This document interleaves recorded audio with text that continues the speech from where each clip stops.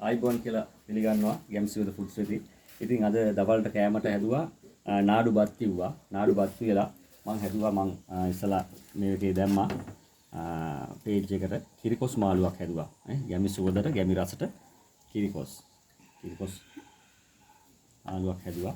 ඊට පස්සේ මම හැදුවා මේ මෙතන තියෙන්නේ සතුරුංගා පොළ බැදලා ඊට CBD මේ කොස් එකේ CBD එක බැදලා කට ගැස්මක් හදාගත්තා බැදුමක්. හරිද? ඒකට ලුණු මිශ්‍ර කරලා ලුණු කුඩු මිශ්‍ර කරලා මිරිස් කුඩු ස්වල්පයක් හරි කෑලි මිරිස් ස්වල්පයක් මේකට කලවම් කරන්න පුළුවන්. මේක බෙදාගත්තා.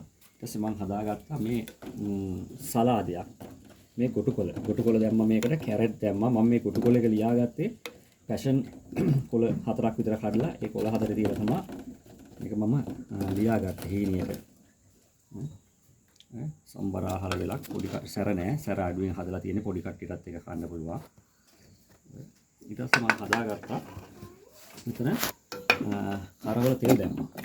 කරවල තෙල් දැම්මා. තෙල් දැම්මේ කරවල එක තැම්බුවා මොකද ලුණු වැඩිනේ. තම්බලා ඊට පස්සේ කරවල එක ගැඹුරු තෙලේ බැදලා ඊට පස්සේ තමයි ලුණු ටෙම්පරාදුව දාලා මම මේ හදාගත්තේ කරවල බැදුම කියන්නේ කරවල තෙල් දාලා මේ දවල් කෑමට මේ කෑම වේලා ලස්සනට හදාගත්ත ගැමි සුවඳට ගැමි රසට කන්න ගෙදරදීම දවල්ට කෑමට කාලා බලමු කොහොමද කියලා.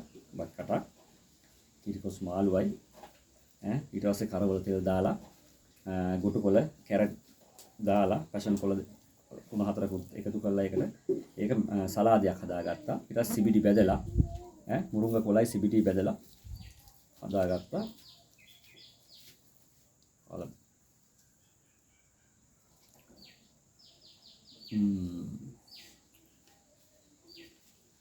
හරි නියමයි. ඉතින් ඔයාලා මේ වගේ කෑම වේලක් හදලා කාලා බලලා මගේ YouTube channel එකට YouTube page එකට subscribe කරලා මේ share කරන්න. ස්තුතියි.